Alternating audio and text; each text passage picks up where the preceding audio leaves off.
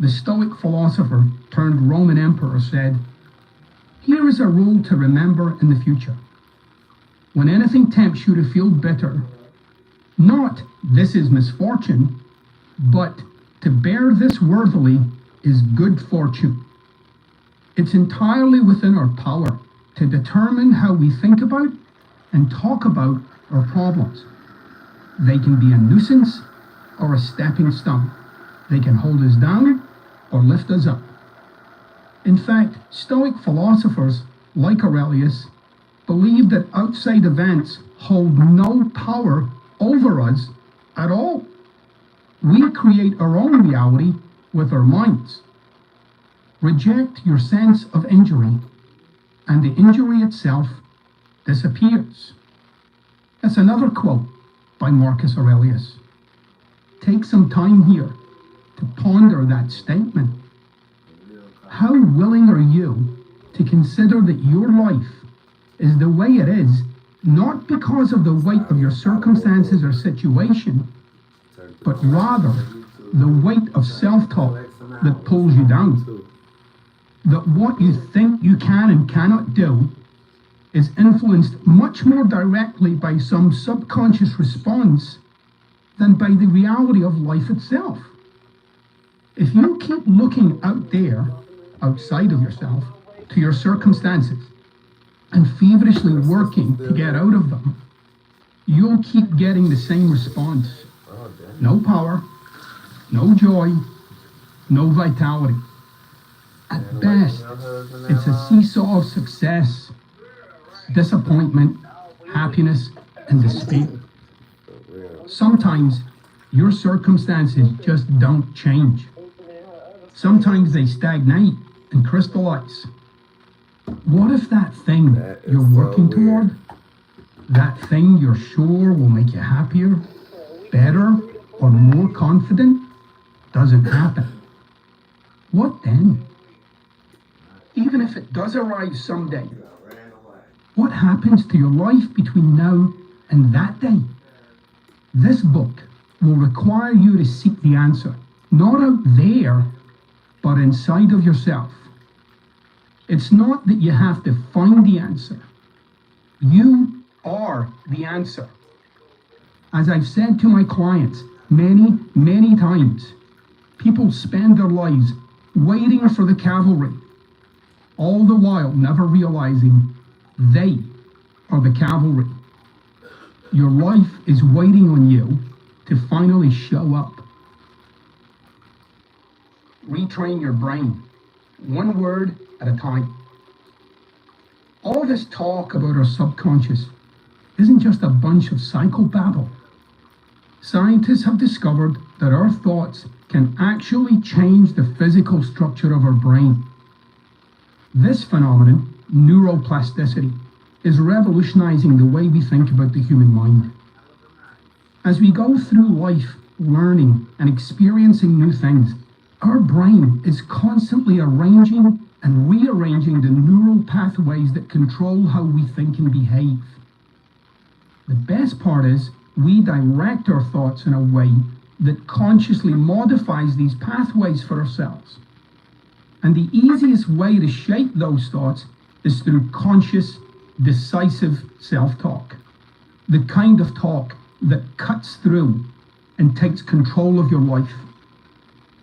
Just like we build habits by repeating an action until it becomes automatic, we can use strong, assertive language over time to create lasting change in our lives. It's more than just happy thoughts. Don't break out the candy canes just yet. You're affecting your brain's very biology. We can determine our emotions by steering our thoughts. We can shape those thoughts by being conscious of and diligent about our words and the kind of language we engage in. A lot of this will come down to your basic tolerance of your current mindset and your willingness to change it. It all starts by making a conscious choice to talk in a way that's helpful rather than harmful, by using the right kind of language and framing our problems in a more readily accessible light, we can quite literally change the way we see and interact with the world.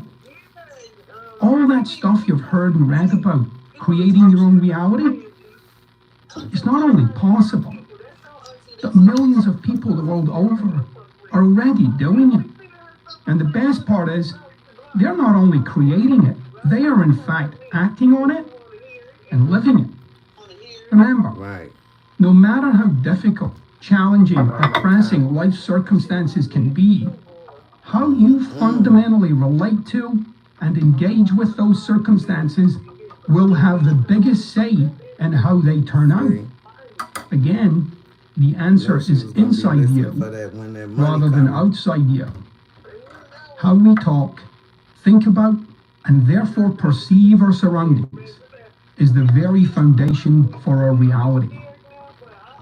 Create the reality you want to live in by beginning the process of having the kind of conversations with yourself and others that actually shape that reality. A simple way that I reframe my own everyday problems is by relating to them as opportunities. They instantly become items in my life that I use to educate and expand myself. I become curious and engage with them rather than my usual default annoyed and frustrated self. Assertive versus narrative. How the heck does one create their own reality? By shifting your self-talk from being a streaming narrative where you talk about yourself, others, and life, a dialogue of opinion and judgment, to being assertive, where you cast all of the default noise aside and assert your power right here and now. One of the first mistakes we make is when we talk about what we're going to do or who we will be. Don't even get me started on should or try. Subconsciously, we are already determining when that will be happening, and it's certainly not in this moment of time. One of the reasons why we so often abandon New Year's resolutions is because they usually use language to describe what we're going to do, i.e., later. All too often, they begin with what we're not going to do, which leaves us enthusiastic at the beginning, but out of juice when faced with the inevitable moment when reality takes a swing at your face. You'll be standing there, alone, in the giant hole in your life, left open by that behavior that you're apparently stopping. Those are the moments in life when your internal dialogue runs riot. What if you've promised yourself to lose weight and are craving pizza? Or if you promise to save some money, but that jacket you just can't live without is suddenly on sale? How does one deal with those moments when the enthusiasm wanes and those old thought patterns reemerge? What are you going to do instead? Assertive self-talk is when you stake a claim for this moment of time, right here and now. When you start to talk in terms of I am, or I embrace, or I accept, or I assert, all of which are powerful and commanding uses of language rather than the narrative of I will, or I'm going to. The physiological and psychological impact of using, in the moment, assertive language is not only powerful, it has a very real, in the moment, effect. There's a massive difference between I am relentless and I will be relentless.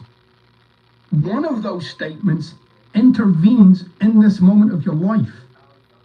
The other lives more like a description of what's to come rather than what's here. All of this will require you to try out assertive speaking in your daily life and catch yourself when you're using the more general narrative kind of speaking. Using this book.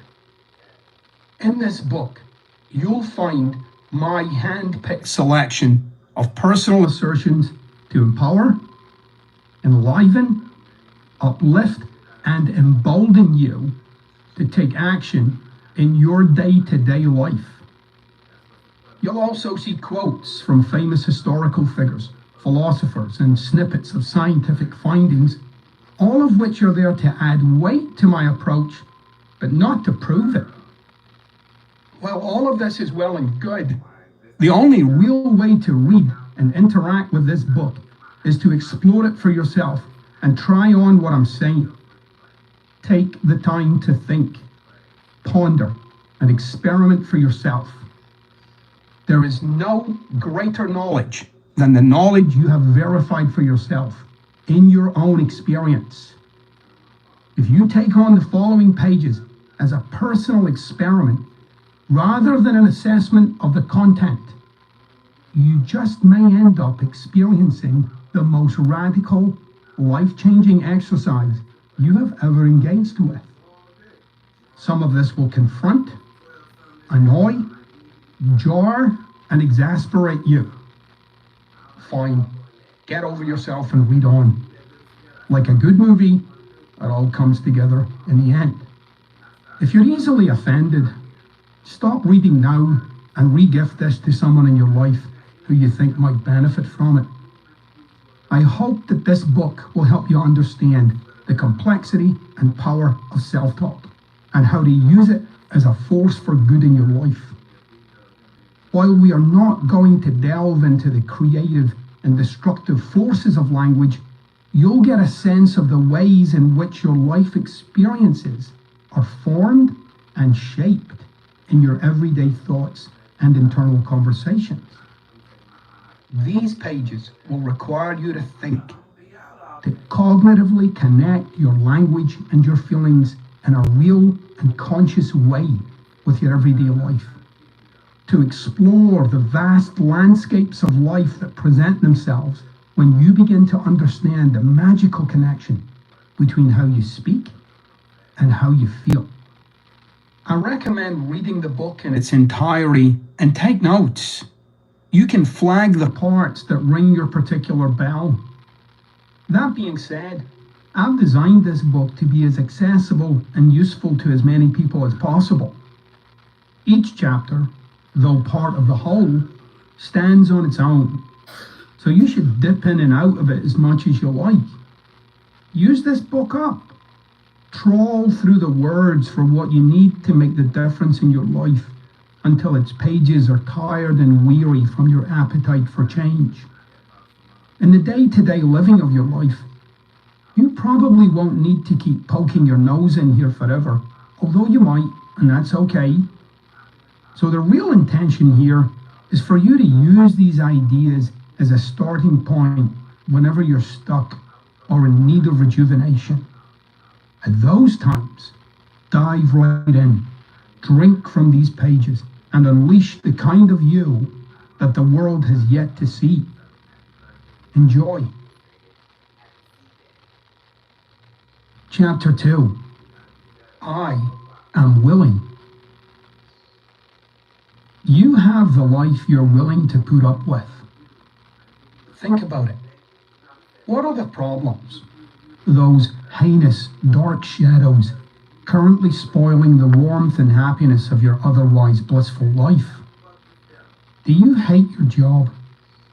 Are you in a bad relationship? Is there something wrong with your health? Fine. Get a new job. End the relationship. Change your diet and exercise, or locate the kind of help you need. Seems simple, doesn't it? Even when it comes to the things you seemingly had no say in, like the death of a loved one or losing your business, you have a massive say in the ways you live your life and the aftermath of those events. If you're not willing to take the actions to change your situation, in other words, if you're willing to put up with your situation, then whether you like it or not, that is the life you have chosen. Before you think, but, or start to get your knickers in a twist, let me say one more thing. By defending your circumstances as they are right now, you are actually making a case for being where you are. Give it up. No buts. You can't afford them. They're excess baggage on a trip that requires you to travel light. Circumstances don't make the man, they only reveal him to himself. That's a quote by Epictetus. As Epictetus points out, the true meaning of who you are won't be found in your circumstances, but rather the way in which you respond to them. To start this new process, you must first stop another one. Stop blaming luck. Stop blaming other people. Stop pointing to outside influences or circumstances. Stop blaming your childhood or neighborhood. This approach is fundamental to everything that I talk about in these pages. You cannot, I repeat, cannot dwell in any blame game in your life. Even blaming yourself is completely useless. Of course you'll face situations that you seemingly can't control. You may even face tragic circumstances like disability, disease, or the death of a loved one. But there is always something you can do to impact those circumstances, even if you've had them for years and still can't see a way. But first, you must be willing.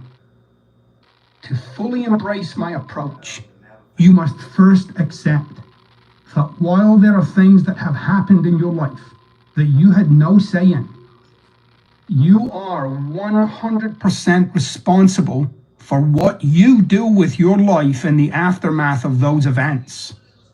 Always. Every time. No excuses. The dictionary describes willingness as the quality or state of being prepared. Readiness. In other words, willingness is a state in which we can engage with life and see a situation from a new perspective. It starts with you and ends with you. No one can make you willing, and you cannot move forward until you are willing to make the next move. When you're finally willing, you can literally experience that willingness, that innate freedom that courses through your veins. And similarly, when you're not, the kind of primordial stuckness that halts and presses down on you like some invisible weight on your chest. Believe me, I hear you. I am willing, but every time you add the but to the end of that statement, you turn yourself into the victim. In my many years as a coach and mentor, I've heard as many complex life situations as there are, from the darkest of pasts to the weight and gravity of the present or crippling fear of the future. I've heard them over and over and over again. You have to hear what I'm saying in the way that it's intended. I'm not saying these things to inflame you. Well, maybe I am, but the intention is to inflame you to your own potential, to make you realize your own greatness, not just to piss you off. Take the case. Imagine for a moment that willingness is missing in your life. Not some wispy, sheepish willingness, but rather a bold willingness, the kind of willing state where you are ready for what's next and ready to act on it. Willingness to change, willingness to let go, willingness to accept, real, magical, inspired willingness. Finding the door. Fate leads the willing and drags along the reluctant. That quote is by Seneca. Either you control your destiny, or your destiny will control you. Life won't stop for your pauses and procrastinations. It won't stop for your confusion or fear. It will continue right along without you. Whether you play an active part or not, the show will go on. That's why one of the first personal assertions I teach to my clients is, I am willing. Before you can say that to yourself honestly, you must first ask yourself the question, am I willing? That question demands an answer. It can't just be left there in the nothingness of the universe. Am I willing? It pulls for a response. Am I willing? Its power is irresistible. I cannot escape its press for truth. Am I willing to go to the gym? Am I willing to work on that project I've been putting off? Am I willing to face my social fears? Am I willing to ask for a raise or quit this shitty job? In short, are you willing to stop living the life you have and start living the life you're after? It all begins with the emergence of willingness, that liquid, constantly expanding and contracting state where life springs and seeds. And all of it is within you at the flick of a linguistic switch. We often view ourselves as procrastinators or lazy or unmotivated, when in reality, we're simply unwilling. We put things off or avoid them completely because we tell ourselves we just don't want to do it or that we can't do it. Instead of viewing this behavior as a character flaw, let's create a sense of willingness where there's apparently none. A spark of potential, if you like. You are a master generator of the state of openness and potential. Once upon a time in your life, this state was easy to access, enlivened by the vigor of youth or the curiosity of childhood. Somehow, over the years, we lost touch with this magical state. The famous philosopher and political scientist Niccolo Machiavelli once said, "Where the willingness is great, the difficulties cannot be great." Consider that for a second. It does not matter what you're facing in life, which obstacle you're trying to overcome.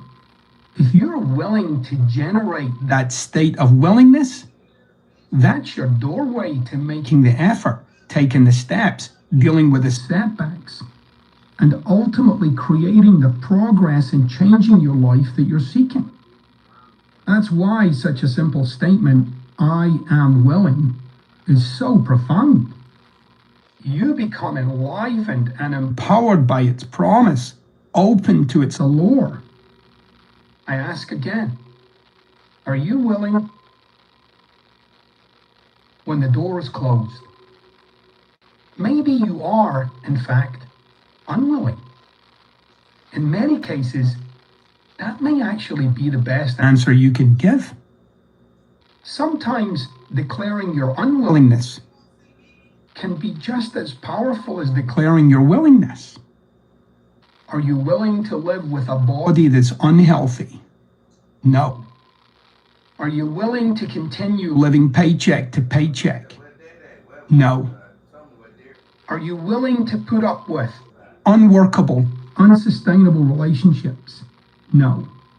I am unwilling. Unwillingness ignites resolve and determination. It provides an access to taking a robust and urgent approach to your situation.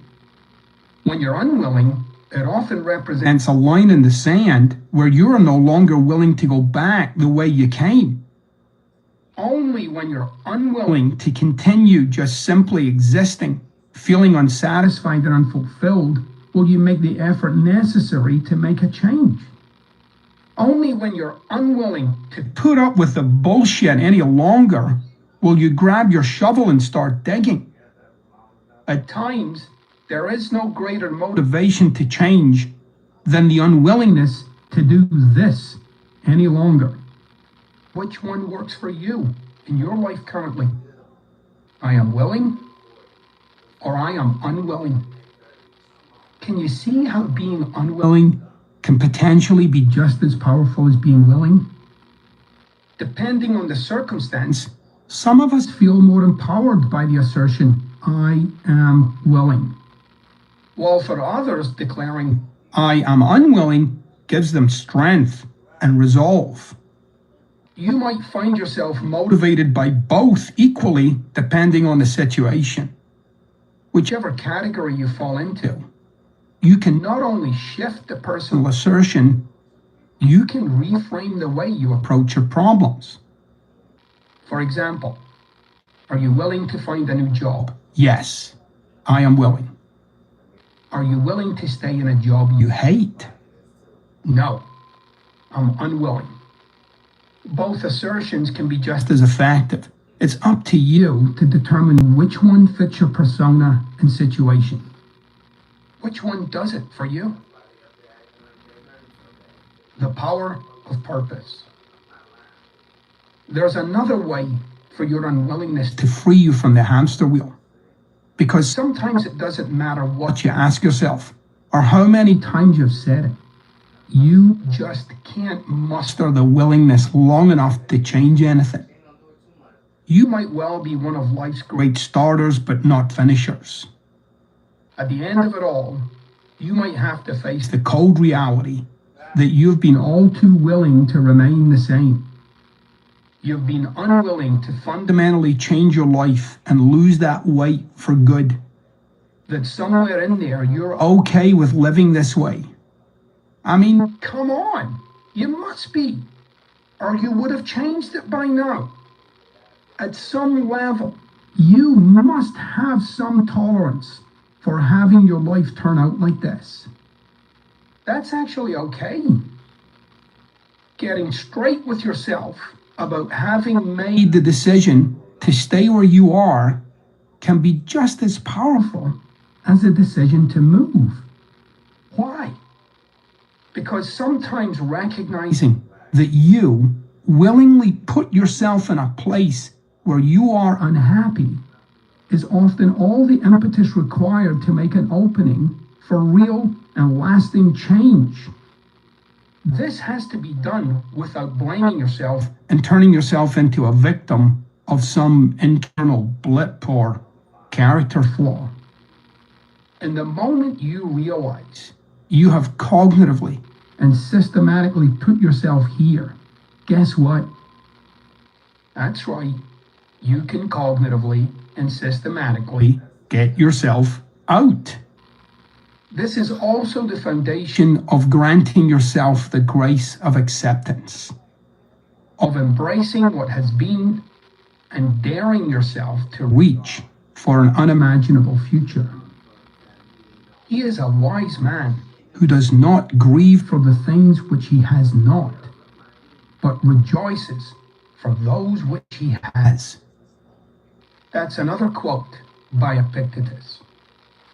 By stating and facing your unwillingness to change, you can take stock of yourself and your life and begin to create a sliver of light for you to at least start. The secret is, once you've separated the task, or whatever it is you're dealing with, from the drama of the past, you may find yourself more open to tackling it.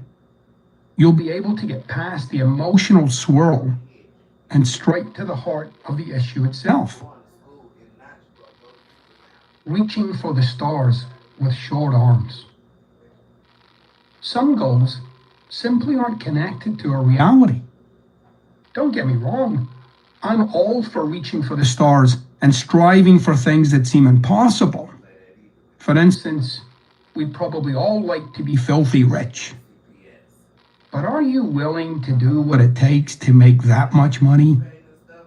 Are you willing to work 60, 70, or 80 hours a week, or skip vacations to do the work that needs to get done? Are you willing to take on more responsibility and, importantly, risk it all? Have you, in reality, confronted and dealt with what becoming filthy rich might really demand of you?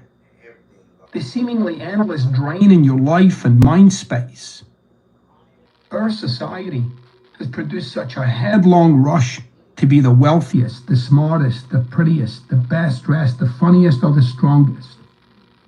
And somewhere in there, we have lost the ability to just be ourselves, free to breathe life and choose our own path, rather than carry the burden of social or familial expectation. What does all that produce? Well, a lot of disappointed and unfulfilled human beings, that's for sure. That doesn't mean you should stop pursuing amazing life goals if that's what you really want. It also doesn't mean you should let yourself stagnate and stop improving either. There's nothing inherently wrong in working long hours and sacrificing your quality of life, and some people might be perfectly content doing so in order to make the income or get the career they want. But so many of us have actually forgotten why we're pursuing what we're pursuing in the first place. All too often, we focus solely on what we don't have, even though deep down we don't really need it, or perhaps even want it. When I lay these things out, you might be nodding your head. He's right, I don't need to be a millionaire. Or, I don't even really want six-pack abs. Which, of course, is all fine until the next time you see that nice car and think, why don't I have that? Or when you look at the cover of a magazine and wonder, why don't I look like that? Or why aren't my clothes that nice? Making sure we're striving for what we really want requires a constant check-in with ourselves. It's not a one-and-done deal. If you really want those things, then go get them. Begin today. Lay out your strategy, deal with your reality, and most importantly, take the actions required and take them often. But if you're not willing to work an extra 10 or 20 hours a week just to drive to work in a BMW instead of a Honda, give up the complete waste of precious headspace to yearn for it. Stop pretending to yourself. Deal with your unwillingness to take on the kind of actions accomplishing those things would require, and accept that you have been bullshitting yourself. You'll have a lot more capacity for loving the life you do have, and create some room to begin striving for the things you actually want in life. I am unwilling to give up all my favorite foods just to have the body I did when I was 20. I am unwilling to trade time with my family for an extra zero in my paycheck. Face your reality. Once you adopt the mindset of I am unwilling, you'll no longer be filled with guilt, resentment, or regret every time you see something you think you want. You'll be in a place where you're connected to and in tune with your real life. And if you really want to pursue those things in the future, you'll be able to locate yourself from that reality and plot your road to accomplish them. Chart your path. One of the beautiful things about really taking a hard look at your life and goals is that doing so forces you to reevaluate the path that leads to them. Is exercising 30 minutes a day really as impossible as your mind has built it up to be? Sure, you're going to get a little sweaty, tired, but you can throw on your favorite music to help the time go by faster. And even though it might start out painfully, you'll eventually get used to that and grow stronger. What's the worst thing that can happen if you offer your idea in that meeting? It gets shot down? So what? Even if you're facing bigger tasks, much bigger tasks, like years of back taxes, a hoarder's paradise of a garage, telling the truth to someone you've been lying to, The path to change starts with that same glimmer of willingness. Bear in mind, we all tend to build things up in our minds to be a lot bigger than they really are. Telling the truth becomes a trek to the Sahara Desert and back. If that's the case for you, try breaking the task down into smaller declarations of willingness to stand up, get out of bed, open my email, etc. Of course, you might well be dealing with something much bigger than these examples.